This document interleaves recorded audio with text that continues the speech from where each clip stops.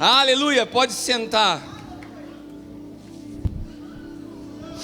Glória a Deus. Somos imparáveis. Somos imbatíveis. Quando as pessoas olham para a gente e falam, não tem mais chance, a gente ressurge das cinzas. Sabe por quê? Porque nós carregamos o espírito da ressurreição. Nem matar as pessoas podem. Somos imortais.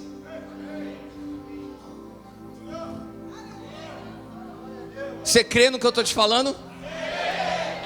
Nós nos tornamos imortais nele.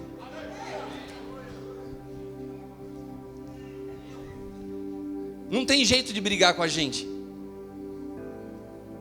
A gente já perdeu a nossa vida.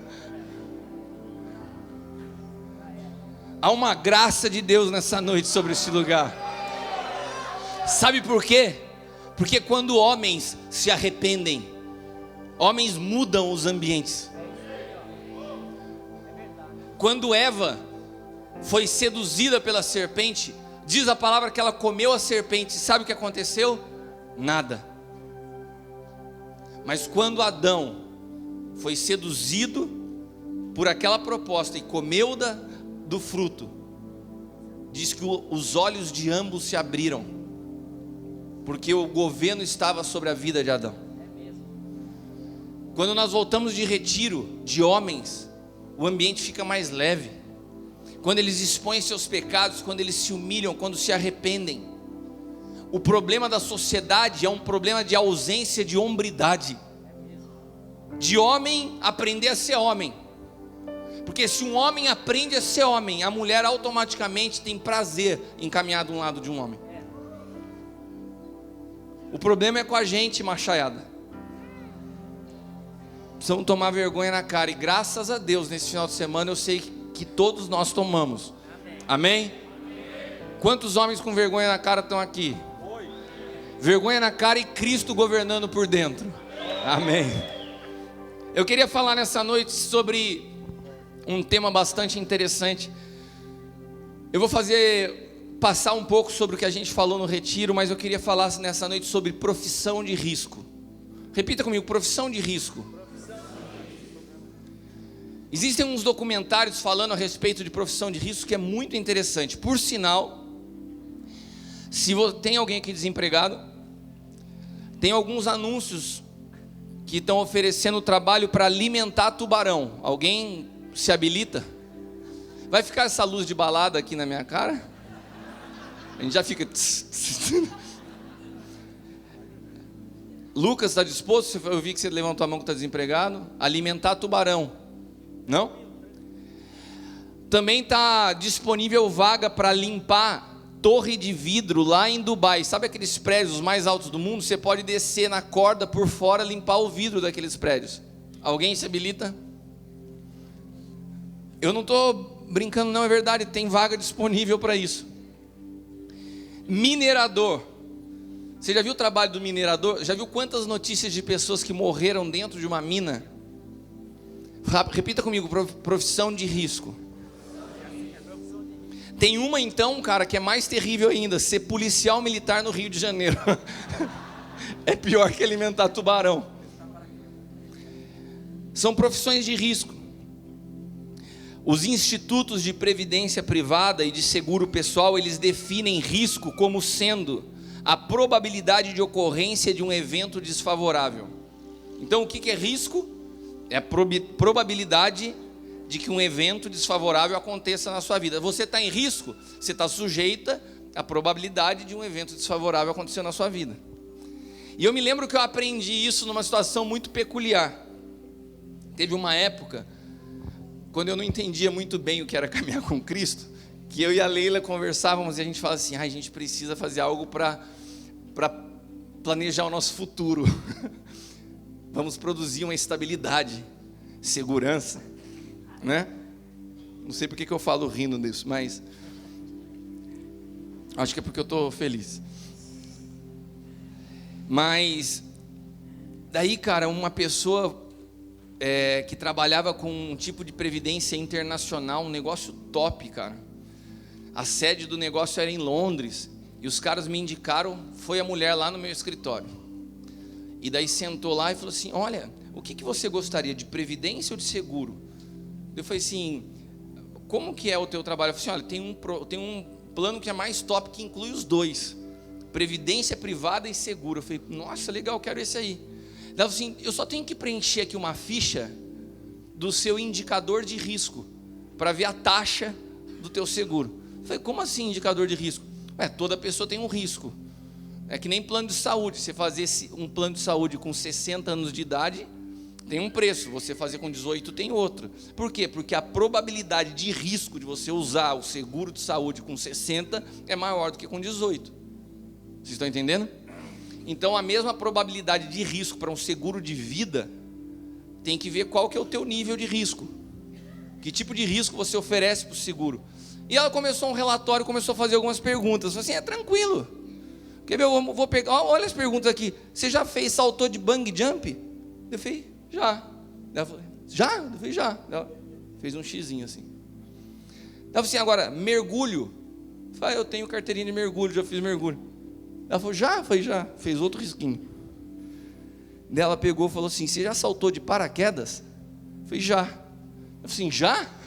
Eu falei: já. Daí ela riscou mais um negocinho. Mas a viagem assim, você costuma viajar para muito longe, tipo China e tal? Eu tinha acabado de voltar da China. Eu falei: voltei, dela foi a primeira, foi a segunda vez. Riscou aqui.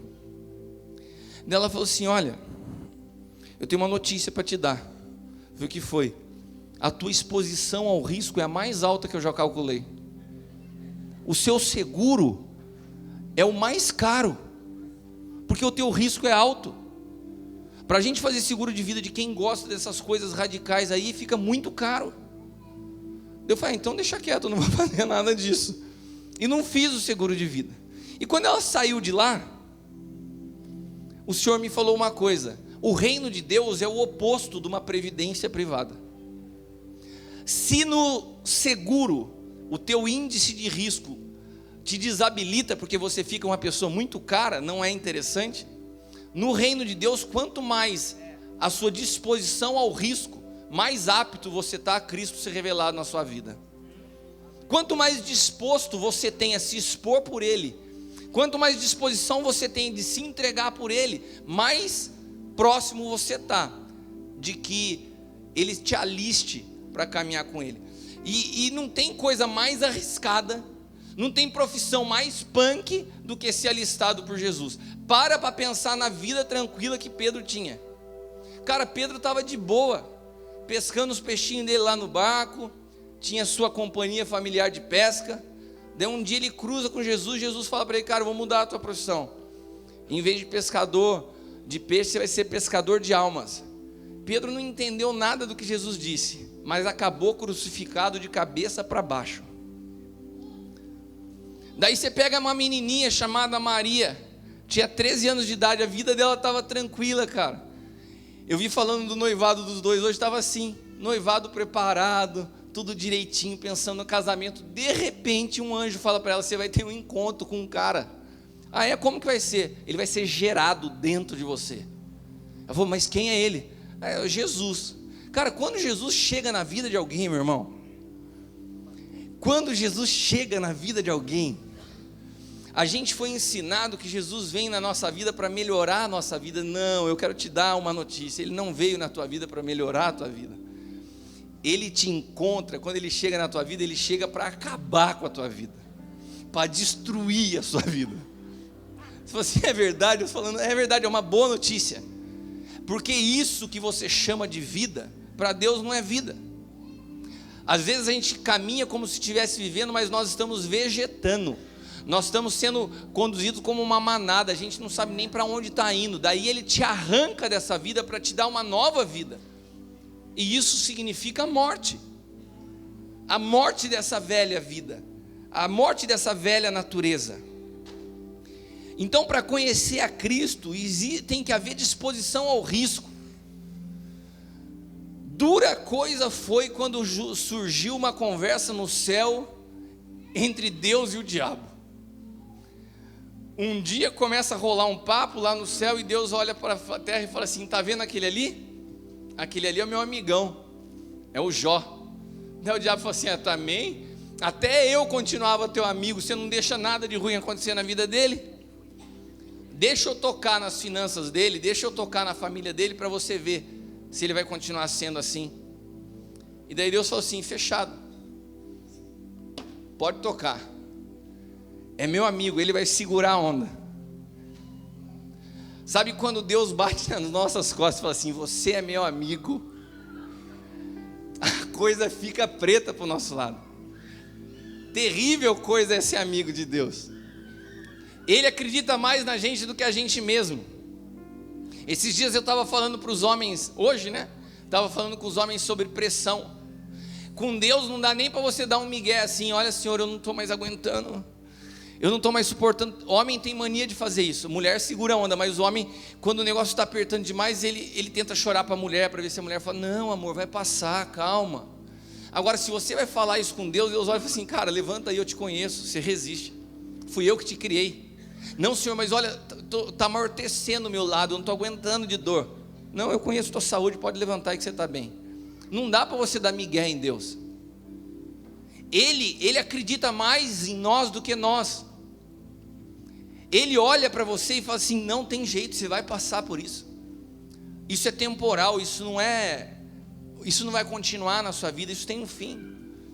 E o propósito dessas pressões na nossa vida é mostrar para cada um de nós aquilo que de fato está acontecendo dentro de nós. Então eu quero te dar uma notícia. Você que tem orado por estabilidade, você que tem orado para preservar a sua vida: Senhor, preserva a minha vida. Essa é uma oração antibíblica. Certa vez Jesus falou aos seus discípulos, falou assim: aquele que quiser preservar a sua vida vai perder a sua vida. Agora, se você tiver disposição de entregar a sua vida, de colocar a sua vida no risco por mim, então você encontra a vida. Então a gente precisa tomar cuidado, que muitas vezes as nossas orações são orações que não tem muito sentido para Deus. Eu falei muito com os homens esses dias sobre isso. Deus tem que mudar as nossas orações. A gente não pode mais começar a tratar Deus, falar com Deus como uma criança falando, sem compreensão do que estamos dizendo. Senhor, preserva a minha vida. Ele fala assim: preserva, eu estou falando para você entregar a sua vida, você está querendo preservar. Senhor, me dá estabilidade. As raposas têm os seus covis, as andorinhas têm seus ninhos, mas o filho do homem não tem onde reclinar a cabeça. A vida com Deus não é uma vida de estabilidade em coisas, a vida com Deus é uma vida de estabilidade em Cristo. Sabe por que o amém é tão fraco? Porque as pessoas vêm à igreja buscando estabilidade na vida, não estabilidade em Cristo. E quando você fala isso, é uma coisa que choca. A gente quer ter estabilidade naquilo que você possa ver e tocar, que é a situação mais frágil na vida de um homem, porque tudo que você tem, que pode ser roubado, que a traça pode consumir, é instável. A única realidade que produz de fato estabilidade são as realidades invisíveis, são as realidades eternas. Então, quando nós começamos a orar, nós temos que fazer uma reflexão antes. A minha oração busca estabilidade, eu falo com Deus buscando preservar a minha vida, o meu foco é sucesso pessoal. Para mim, a opinião das pessoas é importante. Nós somos daqueles que gostam de vir à igreja num culto de domingo, mas é melhor não me envolver muito, porque é muito mais confortável você vir sem envolver e achar que com isso se tornou um cristão. Não, meu irmão, um cristão não se torna cristão por frequentar uma igreja aos domingos. Se a nossa compreensão é essa, se a nossa disposição em se expor ao risco é baixa, provavelmente estamos escolhendo a rota oposta à cruz. Só que o cristianismo tem como base um encontro através da cruz. Você quer vir após mim? Então tome a sua cruz e me siga. Se você está caminhando na direção oposta à cruz, você não conhece a Jesus. E por que eu posso te afirmar isso? Porque ele disse: eu sou o caminho. Você vai ter que passar por mim para chegar ao Pai. E se eu sou o caminho, passar por mim é passar pela cruz, é passar por onde eu passei. Agora, todo espírito que se opõe a isso não é o Espírito de Cristo. Todo espírito que foge da cruz não é o Espírito de Cristo. Se não é o Espírito de Cristo, é qual o espírito? Do anticristo. Quando nós falamos de anticristo, muitas vezes a gente cria na imagem a figura da besta, a figura do demônio. Eu não vou citar aqueles que já fizeram analogias com figuras e personagens, presidente dos Estados Unidos, presidente não sei de onde. Ah, cara, esse cara é o anticristo. Não, o anticristo é um espírito. E é um espírito que se opõe a Cristo.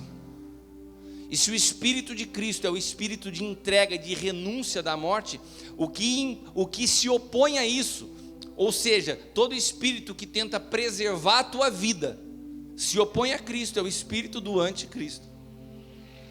Sabe quando você ouve uma palavra como essa e fala assim: ai, não gosto desse cara pregando, só fala de morte, de cruz.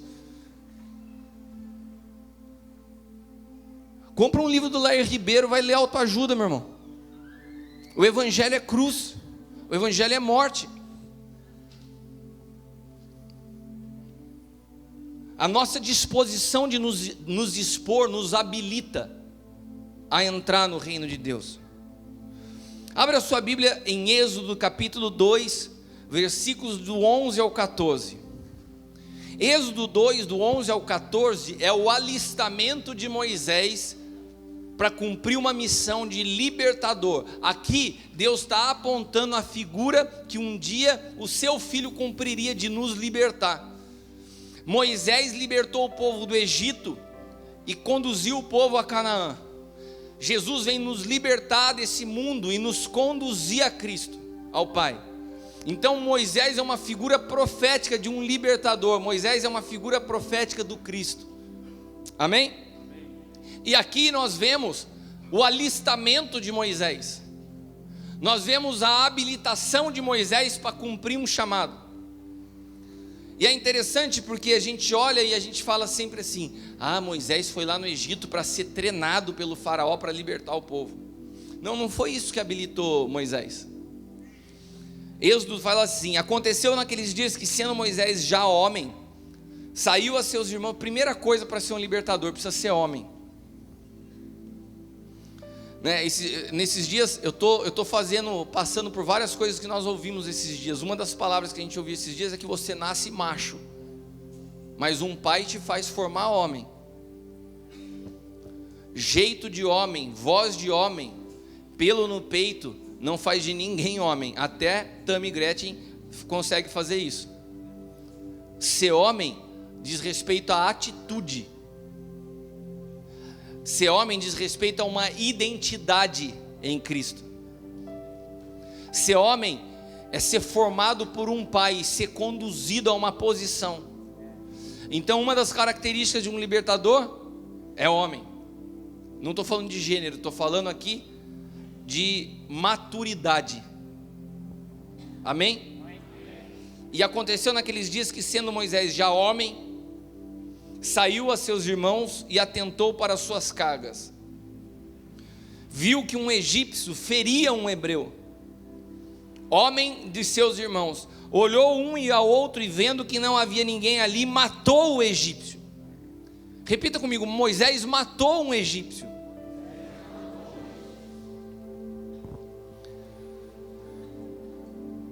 E escondeu-o na areia. Tornou a sair no dia seguinte, e eis que 2 homens hebreus contendiam. E disse ao injusto: por que feres ao teu próximo? O qual lhe disse: quem te pôs a ti por juiz sobre nós? Pensas em me matar como matou o egípcio? Então temeu Moisés e disse: certamente este negócio foi descoberto. Moisés mata um egípcio, enterra na areia. E no dia seguinte, ele vendo um conflito entre 2 hebreus, entre 2 dos seus irmãos, ele fala assim: cara, por que você está agindo assim? E o cara levanta bravo e fala para ele: vai se meter aqui? vai querer me matar como você matou o cara ontem. E ele fica assustado e fala assim: nossa, eu enterrei o cara e tem gente que já está sabendo que eu fiz isso. Naquele momento Moisés foge, porque diante da sua visão, ele estava sendo reprovado pelo seu povo. Mas quem habilita alguém a estar em Cristo, quem comissiona alguém não é o povo, é Deus. Nunca a voz do povo foi a voz de Deus, e nunca vai ser. Nesse momento, Deus estava habilitando Moisés. Você está falando o que, apóstolo? Que heresia, porque o cara matou um egípcio e ele foi habilitado? Primeira coisa que eu quero falar para você: Deus não tem problema com a morte.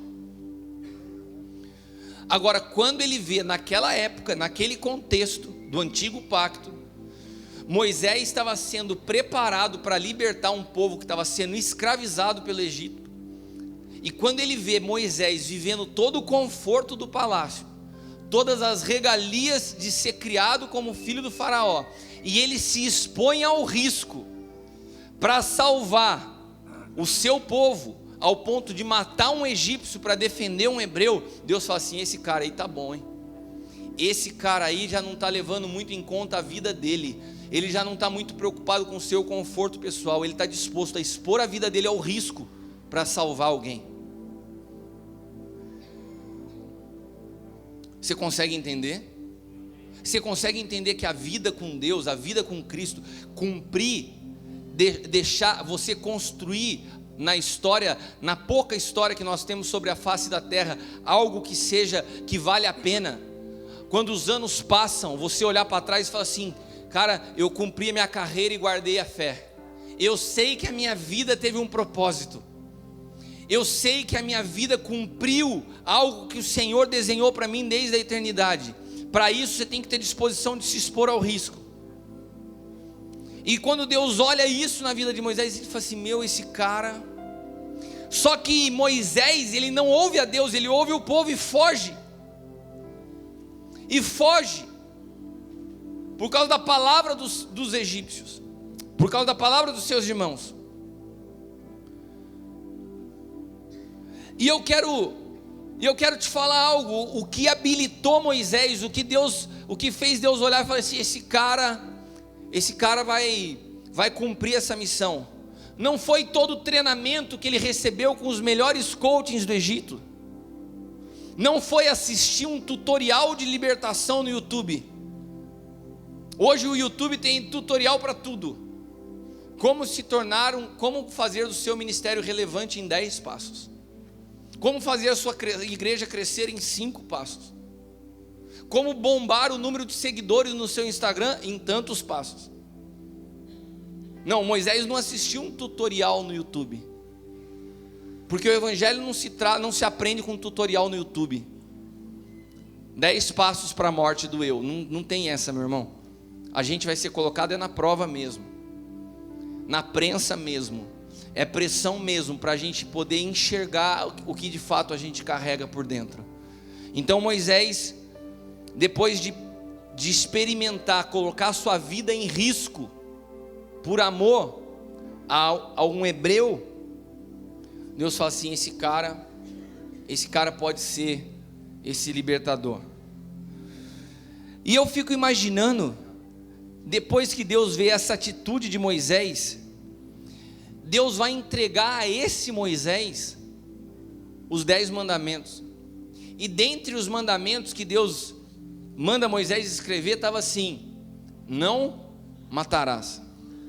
Você já imaginou a cara de Moisés escrevendo na pedra? Fala: põe aí, Moisés, estou ditando para você, N-A-O-T-I-O. Daí Moisés vai lá, na pedra. Deve ficar 2 horas para escrever na pedra não. Ele escreveu não. Daí ele fala: qual que é a próxima palavra, Senhor? Matarás. Eu acho que Moisés para. Moisés tem uma síndrome de burnout. Ele para diante de Deus e fala assim: não, se o Senhor está falando que do mandamento do teu povo está não matarás, eu não estou no seu povo. Você imagina a conversa de Deus com Moisés naquela hora? Porque se a lei fosse lei por lei, Moisés não se qualificava. Ele estava escrevendo algo que não podia ser feito, que ele tinha feito. Quantos estão entendendo?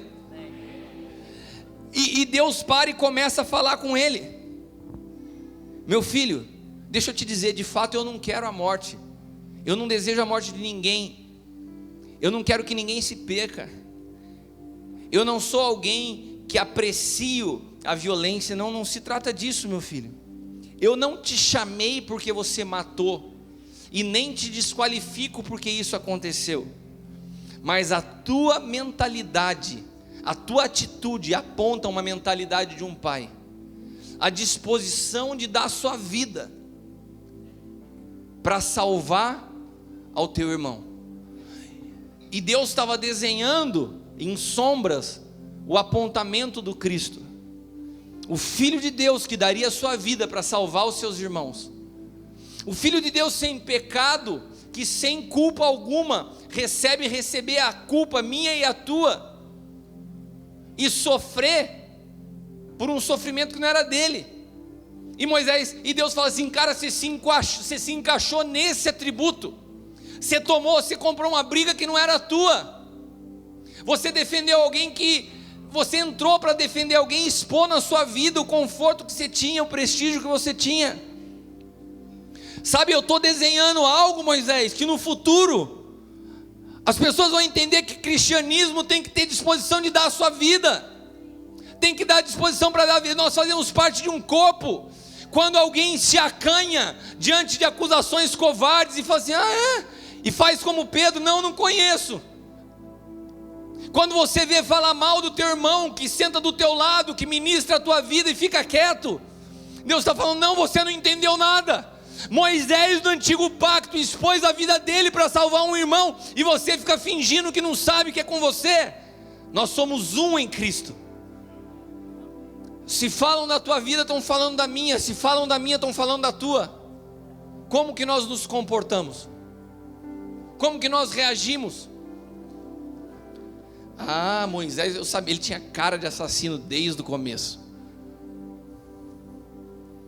Em épocas que tem até mídia que se chama fuxico gospel. Pelo amor de Deus, nos livre do mundo gospel. Pergunta para quem está do teu lado: você está disposto a viver por algo maior que você? Você está disposto a abrir mão das suas vontades pessoais para viver a vontade de Deus na sua vida? Você está disposto a arriscar sua reputação para receber uma nova vida? Sabe por quê? Porque a nova vida você só recebe na cruz, e a cruz é um lugar de exposição pública. Mas não dá para pegar minha cruzinha lá no quarto da minha casa? Não. O quarto da sua casa não serve nem para ser chamado de lugar secreto. Que muitos de nós, depois que vimos aquele filme Quarto de Guerra, começamos a fazer mapa de guerra espiritual dentro do quarto e achamos que nos tornamos espirituais. Entramos no quarto, mas nunca entramos em Cristo. Não se trata de um ambiente físico. Você está disposto a se expor por um propósito? Você está disposto a abrir mão da sua maneira de conduzir a sua família, do jeito que você aprendeu e viu com seus pais, para você entender em Deus a maneira que Ele quer que as coisas sejam conduzidas na sua vida? Olha esse texto. Se você acha que o que eu estou falando é pesado demais, não é uma palavra adequada para um culto de domingo, você queria ouvir uma palavra que te deixasse mais para cima, vamos ver Mateus capítulo 16, vamos ler a Bíblia, irmão, então, Mateus 16, do 21 ao 24. Desde então começou Jesus a mostrar aos seus discípulos que convinha ir a Jerusalém e a padecer muitas coisas dos anciãos e dos principais dos sacerdotes e dos escribas, e ser morto e ressuscitar ao terceiro dia. Teve um momento da caminhada de Jesus que ele começou a ser mais claro com os discípulos que caminhavam com ele. Ele começou a ser mais claro, falou assim: cara, eu acho que vocês não estão entendendo, não é um reino desse mundo. Não tem lugarzinho para você sentar na minha direita, na esquerda, não vai ter ministério da fazenda, não vai ter cara das finanças. Meu reino não é desse mundo, e importa que eu morra, eu vou morrer. Cara, quando ele começa a falar isso, ele começa a chocar os caras. Ele começa a provar o que estava no coração daqueles que caminhavam com ele. Ele começa a mostrar para eles: vocês estão entendendo o que eu estou falando? Vocês estão dispostos a viver isso? Eu creio que esses dias o Senhor tem nos falado isso. Você está disposto a viver isso? Você está disposto a sair desse mimimi e desse evangelho tão frágilzinho que qualquer coisa pode romper o nosso relacionamento? Você está disposto a se tornar um comigo? Você está disposto a fazer parte do meu corpo?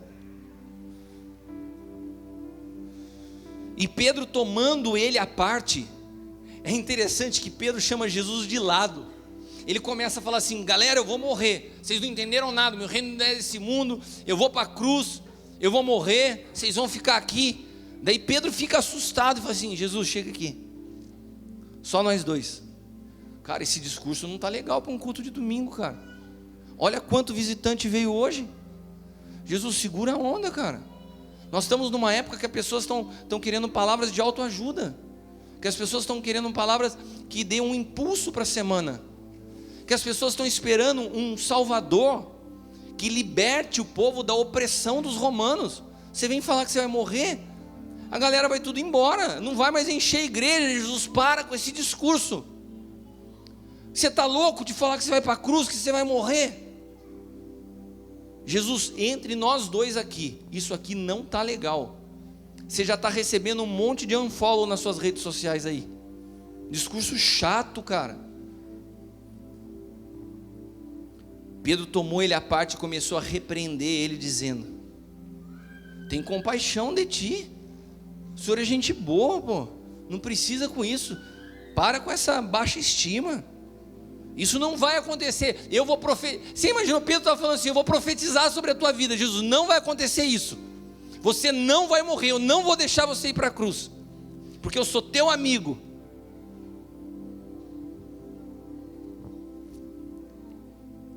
Quantos de vocês já ouviram isso de alguém? Quando as coisas começam a estreitar na tua vida: não, irmão, não vai, pode ficar, não vai acontecer nada. Olha, isso é problema da igreja que você está. Eles pregam muita morte, muita coisa. Vai para a minha igreja lá, que lá é festa, lá é só vitória.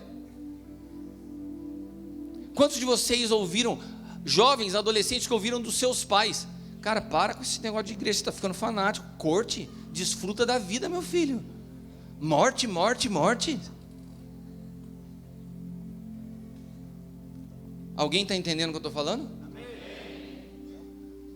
Daí qual que é a resposta de Jesus? Ele, voltando-se a Pedro, disse: para trás de mim, Satanás. Que delicadeza de Jesus. Para trás de mim, Satanás, você me serve de escândalo, porque não compreende as coisas de Deus, mas só as que são dos homens. Então disse Jesus aos seus discípulos: preste atenção, se alguém quiser vir após mim, renuncie-se a si mesmo, tome sobre si a sua cruz e me siga. Sabe o que Jesus está repreendendo aqui? Não era Pedro, era o espírito de anticristo que se apossou do Pedro para impedir Jesus de cumprir um propósito. Era o tal do evangelho que nos livra da pressão, que nos livra da dor, que nos livra da morte, que nos livra da cruz. Tudo que se opõe à cruz na sua vida é o espírito de anticristo soprando no teu ouvido. Para. Jesus fala: para trás de mim. Sabe, se Deus está te conduzindo à cruz, se Deus está te conduzindo à morte do teu eu, se Deus está gerando em você uma visão de corpo, se Deus está te arrancando da tua individualidade, se Deus está te arrancando da superficialidade da vida, e chega alguém e fala assim: cara, vai mais devagar, pode ser o teu pai e a tua mãe, você fala assim: para trás de mim. Não precisa chamar de Satanás, mas fala assim: para trás de mim.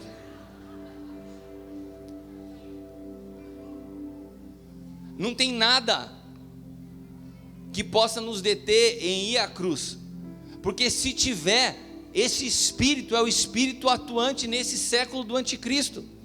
O que nós estamos vendo acontecendo no evangelho nessa nação é isso: a facilidade de ser crente, o quão legalzinho virou ser crente. Você pode estar dentro da igreja, transando com a tua namorada, Você pode estar dentro da igreja vivendo a vida do jeito que você quer. Você pode estar dentro da igreja não obedecendo a ninguém. Eu sou dono da minha vida, eu vou no culto domingo, vazo, ninguém sabe o que eu estou fazendo. Não, a igreja não é a casa da mãe Joana. Igreja é uma casa paterna, sabe? E a autoridade espiritual, a palavra autoridade, ela é derivada da palavra autorização. Só tem autoridade quem foi autorizado a fazer algo. Se você está fazendo as coisas sem ter sido autorizado a fazer, você não tem autoridade para isso. Ah não, mas eu estou lá, eu abri uma célula lá na minha casa, mas nem contei para o apóstolo Hélio. Mas você sabe como que é, né, apóstolo? É a obra de Deus. Não sei nada, você não tem autorização para isso. Ah, mas a gente tem que ganhar o mundo. Tem, mas o reino de Deus tem ordem. Desde que eu me converti, eu nunca me coloquei a fazer algo sem ter sido autorizado e enviado por alguém. Autoridade vem de autorização. E todo espírito que se opõe à cruz, todo espírito que se opõe à autoridade, todo espírito que tenta preservar a nossa vida para que a gente viva do nosso jeito, é a operação do espírito do anticristo nos dias que nós estamos vivendo. E eu vou falar uma coisa para você, meu irmão. Adolescente, jovem, você que ainda está buscando alguém para se casar, a pessoa com quem você está aí trocando ideia, está olhando, está conversando, ela te estimula a trilhar o caminho oposto à da cruz? Ou ela te incentiva à cruz e à obediência até a morte? Porque a obediência de Jesus teve como fim a cruz. Ele foi obediente até a morte, e morte de cruz. Eu tenho visto casais, pessoas que estão indo bem na sua trajetória, até que começam um namoro ou uma corte. Ah não, mas é que ele acha que não é bem assim. Ele não tem que achar nada. O que protege a tua vida é saber que quem está do teu lado tem a mesma disposição de obedecer e de ir para a cruz como você tem. E se não se soma a isso, sai fora. É o espírito do anticristo te tentando preservar, e através de mentira. Não, cara, isso daí vai dar ruim para você. Se você perder esse, você fica com quem? Sabe, a grande estratégia do diabo sempre foi a mesma: é nos pressionar como medo. E daí você baixa o padrão. Você baixa o padrão por causa do medo de ficar sozinho. Nos relacionamentos acontece isso, mas nas finanças também. Você baixa o padrão e se dispõe a fazer coisas que são ilícitas por causa do medo de ficar sem dinheiro. O medo é terrível. Agora, quando nós entendemos a posição de filhos, nós somos libertos do medo. Então o medo não tem mais interferência na nossa vida. A Bíblia fala que o verdadeiro amor lança fora todo o medo.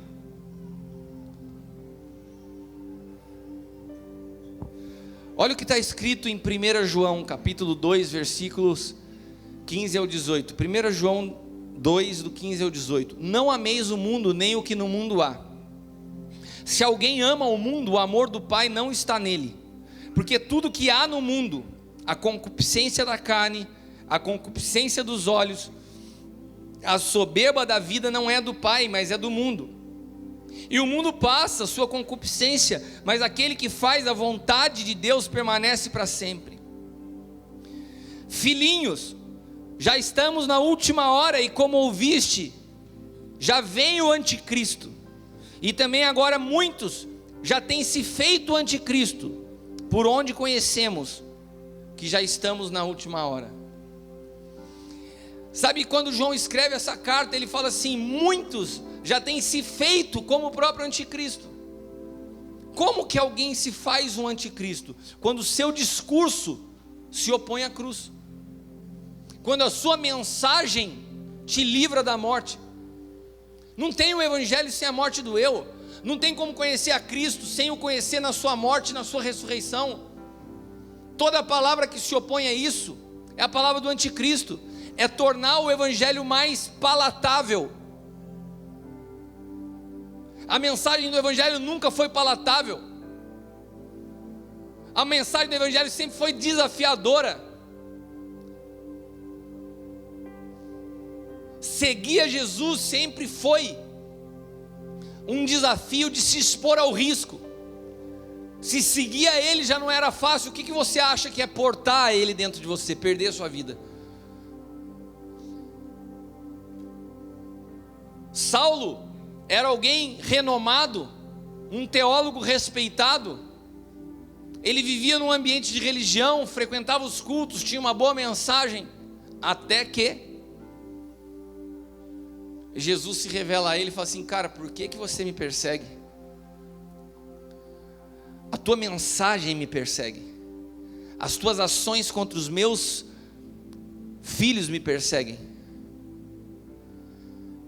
Então Saulo se rende, e ele chega num momento da sua vida e fala assim: olha, eu não vivo mais, eu perdi a minha vida completamente, e agora Cristo vive em mim. E quando Paulo tem essa experiência, quando o seu nome é transformado e que ele começa a compreender a diferença do que é transportar Cristo, ele fala assim: eu carrego no meu corpo aquilo que restou do sacrifício sobre ele. Você sabe o que é isso? Você sabe qual foi o preço? Você sabe as consequências para a vida de Paulo de ter se rendido a Cristo? Nós não somos pessoas comuns, nós não somos pessoas desse mundo, nós não seguimos os padrões desse mundo. Caminhar carregando a Cristo significa caminhar fora do padrão desse mundo. E eu não faço isso porque tem uma lei me dizendo não faça. Eu não faço isso porque no sonho de Deus é proibido namorar. Não! Eu faço isso pela consciência que eu carrego hoje alguém, e que essa vida pertence a Ele, e que o padrão dessa vida não é desse mundo. Não se trata mais de obedecer um código de conduta, é uma natureza que manifesta uma nova realidade. Eu estava falando com os homens esses dias no retiro, falando o seguinte: quando a natureza de Cristo é formada em você, você não faz força para operar nessa nova vida, é instintivo. O que você tem de resposta instintiva demonstra a natureza que você carrega, porque se tem coisa mais automática do que o instinto.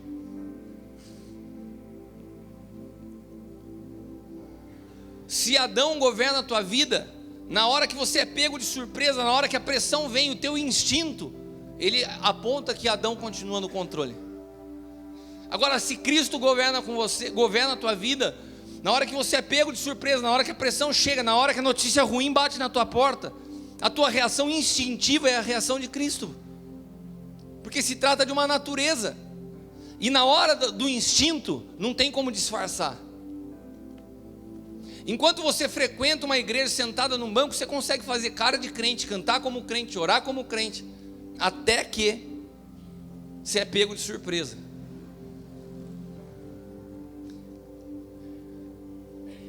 Até que, eu caí. Não, você não caiu, não é da noite para o dia.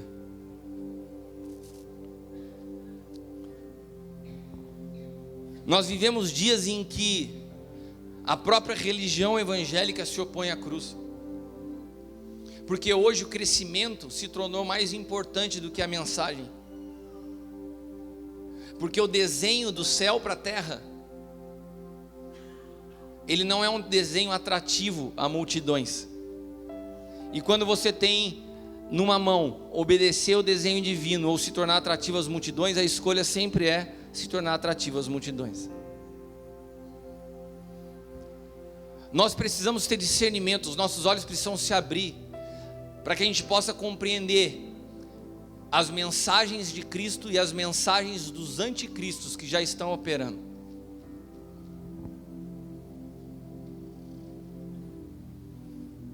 As mensagens, e olha, eu vou falar para você, eu não sou contra a prosperidade, eu creio que Deus abençoa, eu creio que Deus prospera, eu creio que tudo isso é consequência. Mateus capítulo 6 fala quando nós buscamos o reino de Deus em primeiro lugar, todas as coisas que para nós são necessárias, dentro desse reino são acréscimos. E Deus nos abençoa como um acréscimo, não como meta de vida, não como projeto de vida. Não é uma corrida ao sucesso, não é uma corrida às conquistas, não é o quanto de troféu você vai acumulando das suas vitórias. Olha para a Bíblia, vejam os heróis da fé, leia as cartas de Paulo, nunca se tratou disso. Hoje, enquanto eu pregava, me veio uma imagem daquele joguinho do Sonic. Sabe aquele carinha, aquele porquinho espinho que sai correndo acumulando moedinha? Tem gente que acha que está no modo Sonic da vida, que acha que tem que correr rápido para acumular moedinha. O reino de Deus não se trata de acúmulo de coisas, mas na nossa capacidade de não perder as coisas importantes em meio aos processos. Não é acúmulo, é não perder. Por isso Paulo chega no final da sua jornada, que não foi uma corridinha de 100 metros catando moedinha, foi uma maratona, e ele fala assim: eu acabei a minha carreira e guardei a fé. O que ele está falando?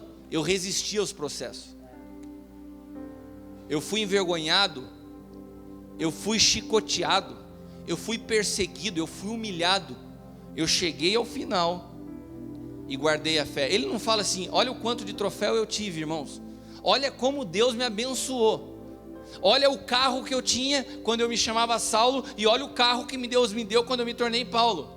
Irmão, olha, eu tinha um sonho de uma casa própria, olha, depois que eu aceitei Jesus, olha como que eu terminei minha vida. Quem já viu esse tipo de testemunho na Bíblia?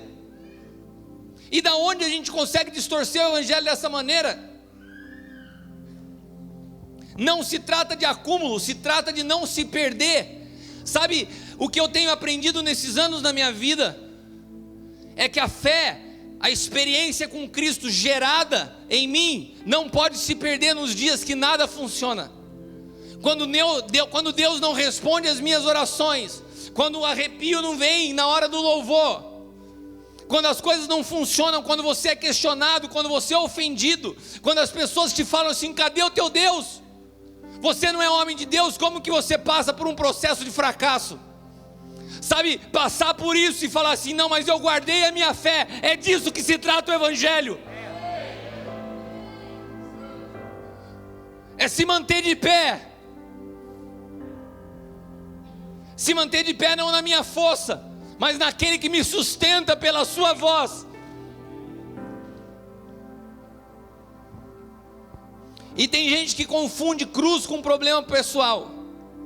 Ah, pastor, eu estou carregando a minha cruz. Aquele homem lá em casa, você não acredita, aquele marido é minha cruz. Não, seu marido não é a sua cruz, sua esposa não é a sua cruz, seus filhos não são a sua cruz. Cruz não se trata de problema pessoal. A religião tenta transformar a cruz em karma, assim como para os espíritas, os problemas que você carrega às vezes são, você tem que carregar porque é o teu karma. Tem gente que acha que a cruz é isso: ah, eu tenho que suportar esse homem porque... Você vê mulher falando assim dentro da igreja. A nossa fé virou uma colcha de retalhos, uma mescla. As pessoas chegam a Jesus com as passagens das experiências que tiveram nas suas diversas religiões e mistura tudo. Não, a cruz não é karma, a cruz não é o teu probleminha pessoal. Tomar a sua cruz não é carregar o seu marido preguiçoso. Tomar a sua cruz não é viver todos os dias resolvendo o problema do teu filho irresponsável. Tomar a sua cruz significa: eu estou exposto, eu entreguei minha vida para que Ele faça o que Ele quiser de mim. Tomar a sua cruz é ter a capacidade de assumir fracasso publicamente, aos olhos dos homens. Porque quando Jesus foi para a cruz, nem seus discípulos entendiam que ali, naquele aparente fracasso, habitava a maior vitória da humanidade. Porque o reino de Deus é um reino de opostos. O fraco é forte, o pequeno é grande, quem dá acaba recebendo, o último é primeiro, e quem pensa que está morrendo está recebendo vida.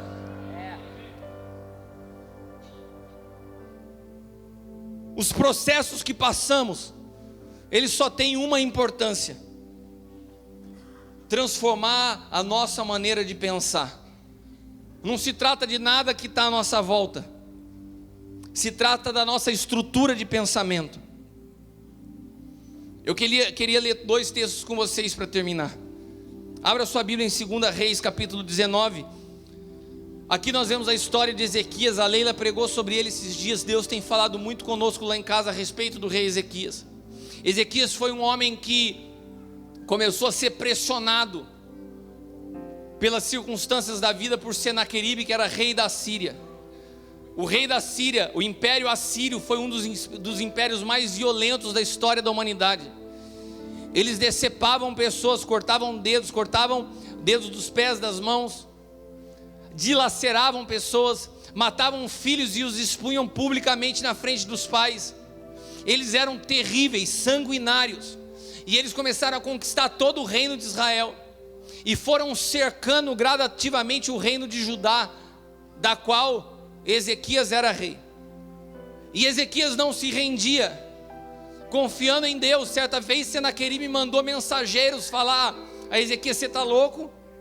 Todos os outros reinos já se renderam. Cadê o teu Deus? Ele não é o Deus de Israel? A gente já conquistou tudo, a gente passou por cima de tudo. Seus filhos vão morrer, vocês vão ficar passando fome, nós cercamos a tua cidade. Nem o Egito, essa cana quebrada, pode te ajudar. E daí os mensageiros chegam perto do muro, começam a falar isso. Os soldados de Ezequias falam assim: fala baixo aí, cara, todo mundo vai ouvir. A gente transmite a mensagem para Ezequias, mas fala em assírio, porque se você falar em hebraico, os soldados vão entender. Daí sabe o que eles fazem?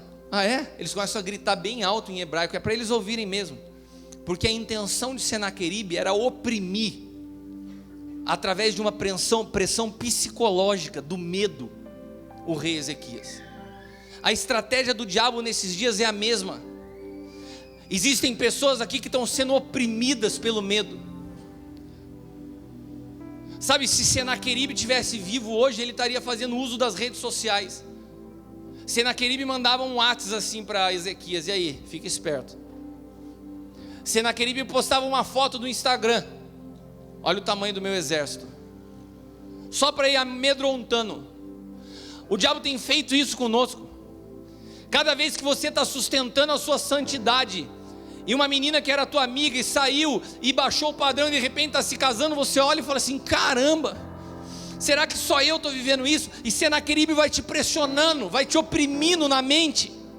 Até que ponto vale a pena viver o que eu estou vivendo? Será que eu não tenho um evangelho mais tranquilo? Será que não tem uma oferta mais fácil? Será que se eu me sujeitar à proposta dele melhora? E Ezequias faz isso. Daí ele fala assim: não, então tá bom, vamos parar com essa brincadeira, eu vou pagar os impostos. Senaqueribe fala assim: ô tontão, recebi os impostos aqui, mas não vai mudar não, o negócio vai pegar para o teu lado agora. Daí olha a oração que Ezequias faz na hora dessa pressão.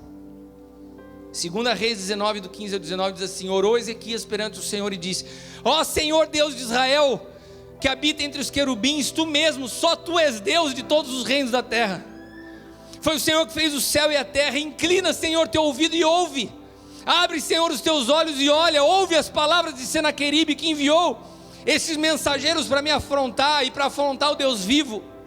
Verdade, Senhor, que os reis da Síria assolaram as nações, lançaram seus deuses no fogo, mas eles não eram deuses, mas obras da mão de homem, madeira, pedra.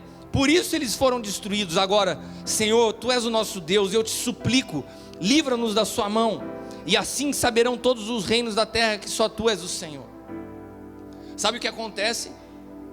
Ezequias reconhece que ele dependia completamente de Deus. A pressão levou ele a baixar a guarda e se render e falar: Senhor, eu preciso de ti, não consigo na força do meu braço. Ele faz uma oração totalmente vertical, totalmente centrada em Deus, reconhecendo que ele precisava de Deus. E de uma maneira sobrenatural, Deus destrói o exército do rei da Síria. Senaqueribe volta com o rabinho entre as pernas para o seu povo. E depois que aquilo acontece, A mente de Ezequias foi contaminada pela pressão. Os dias de luta não fizeram bem para Ezequias. E é isso que eu preciso te dizer nessa noite. Nós precisamos guardar a fé, porque quando Deus virar a história, pode ser que o tempo que você lutou tenha transformado a tua mente numa mente egoísta. Ezequias ficou egoísta. Ezequias se tornou um cara individualista. Ele foi tão humilhado, ele foi tão oprimido, que quando Deus muda a sua sorte, ele fala assim: agora vamos ver. Agora vamos ver. Quem esteve comigo na prova e não me ajudou, agora vai ver. Eu estou cantando o hino da vitória. Eu não conheço essas músicas, só você conhece. Já está corrigindo a letra da música que ele ouve no carro dele lá.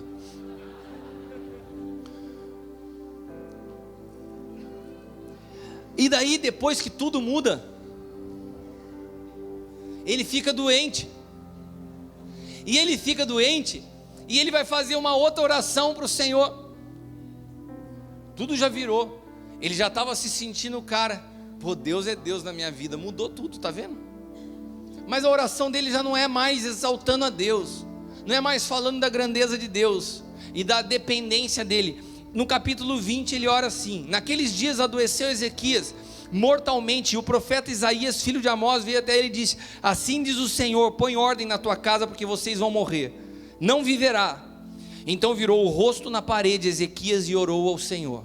Olha, um capítulo depois a oração desse cara: ah, Senhor, eu suplico que se lembre que eu andei diante de ti em verdade. Eu estava com o coração perfeito, eu fiz o que era bom aos teus olhos. O cara que exaltava a Deus, que apontava a dependência de Deus, agora ele faz uma oração fundamentada na meritocracia. Não, eu mereço, Senhor, eu sou bom, eu sou reto, o Senhor tem que me curar. Ele põe Deus na parede e fala assim: olha as minhas obras, olha como eu andei diante de ti. Ezequias se torna um cara tão egoísta, que ele não consegue perceber que ele tinha perdido essa dependência de Deus.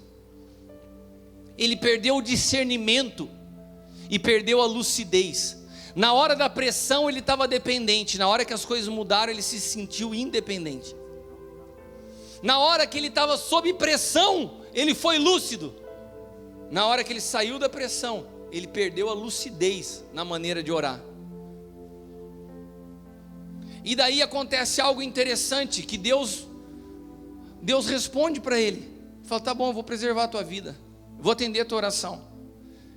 E daí logo em seguida, o império assírio tinha sido assolado, e começa a se levantar o império babilônico. E o rei da Babilônia manda mensageiros a Ezequias. Babilônia era inimiga de Israel. Babilônia era o símbolo de toda a mescla de religião que se opunha a Deus. E ele recebe aqueles caras. Sabe por que ele recebe aqueles caras? Porque agora ele queria mostrar para o mundo que ele era o cara, que aquele fracasso tinha acabado, que ele vivia em vitória. E ele abre o seu palácio e começa a mostrar todas as suas riquezas para os babilônicos. Sabe por quê? Porque depois que Deus vira e Deus muda a sorte de Ezequias, ele perde a lucidez. Aquele homem que tinha aquela disposição ao risco, aquele homem que estava disposto a resistir até a morte, o confronto de Senaqueribe, o cara se ensoberbece. E daí olha o texto de 2 Reis 20, do 12 em diante. Naquele tempo enviou Berodaque Baladã, filho de Baladã, rei da Babilônia, cartas e um presente a Ezequias, porque ouviu dizer que Ezequias estava doente. Ezequias lhe deu ouvido e mostrou toda a sua casa, seu tesouro, prata, ouro, especiarias, melhores ungüentos, sua casa de armas, tudo quanto havia nos seus tesouros, ele lhes mostrou. Então o profeta Isaías veio ao rei Ezequias e lhe disse: o que disseram aqueles homens? E de onde vieram? Disse Ezequias: vieram de um país muito remoto, da Babilônia. E disse ele: e o que eles viram na tua casa? Disse Ezequias: viram tudo quanto há na minha casa, nenhuma das coisas dos meus tesouros deixei escondidas. Então disse Isaías a Ezequias: ouve a palavra do Senhor. Eis que virão dias em que tudo quanto houver na sua casa o que os seus pais entesouraram, até o dia de hoje será levado para a Babilônia. Não ficará coisa alguma, disse o Senhor, e até os teus filhos que procederem de ti, que você gerou, serão tomados como eunucos no paço do rei da Babilônia. Uma sentença a um rei desobediente que quis mostrar a sua força, expôs o seu reino, expôs a sua intimidade. Sabe, tem gente que depois que passa uma lutinha, começa a expor a sua intimidade na internet para mostrar que está bem. Isso é muito comum de mulher que foi traída. De repente começa a mostrar foto, mostrando os peitos, mostrando o corpo, para falar assim: eu estou bonitona, eu vou mostrar para todo mundo que eu estou bem, olha o que ele perdeu.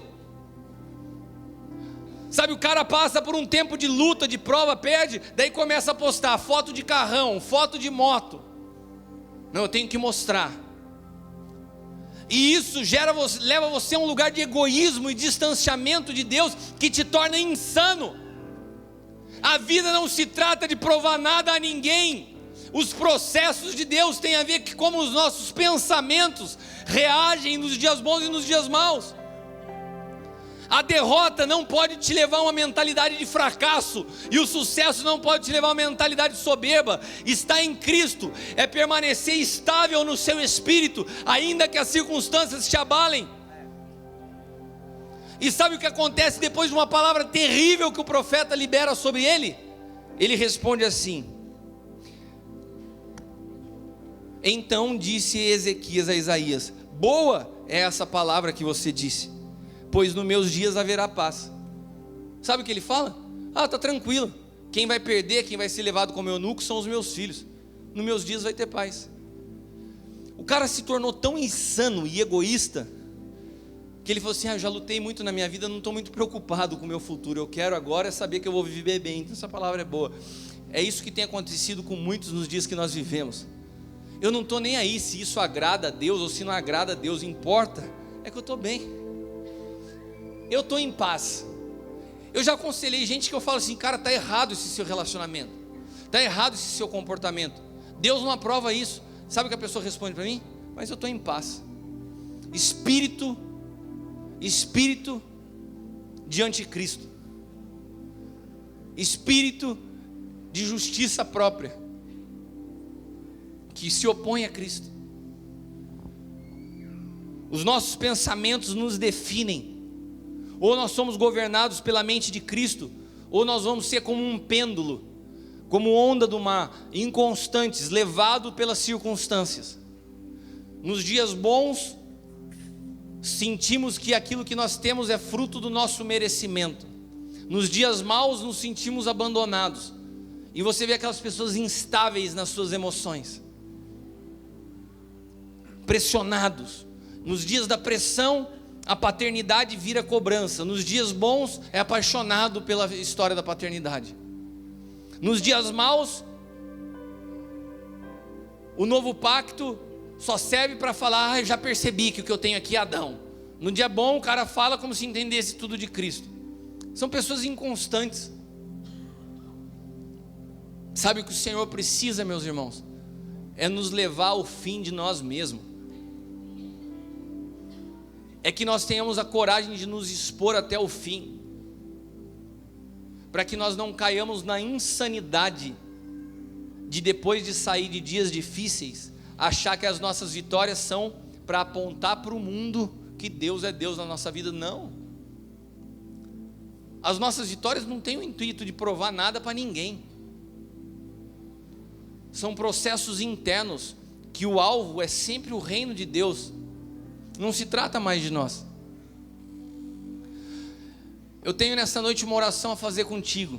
Se você quer ser livre de você mesmo, se você quer definitivamente viver o evangelho da cruz, se você quer entrar nesse lugar onde Cristo assuma de fato o controle da tua vida sem reservas, se você quer compreender o evangelho a partir da proposta de Jesus aos seus discípulos, você quer a minha vida? Então você vai ter que perder a sua, porque se você tentar preservar a sua, você não tem a minha. Não dá para negociar e ter as duas ao mesmo tempo. Se você deseja isso, eu quero te convidar, se coloque de pé, por favor. Eu posso te dizer uma coisa: você tem sofrido pelos seus problemas, tem algo que é mais rápido de solucionar do que os teus problemas, que é a tua vida. Se você entregar a tua vida, os teus problemas podem não se resolver amanhã, mas você vai experimentar a paz que excede o entendimento. E daí não se trata mais de olhar a vida na perspectiva de dias bons e dias maus. Você vai ser governado de dentro para fora. Não são as coisas de fora que interferem dentro. Se você deseja isso nessa noite, saia do seu lugar e venha aqui à frente, eu quero orar por você.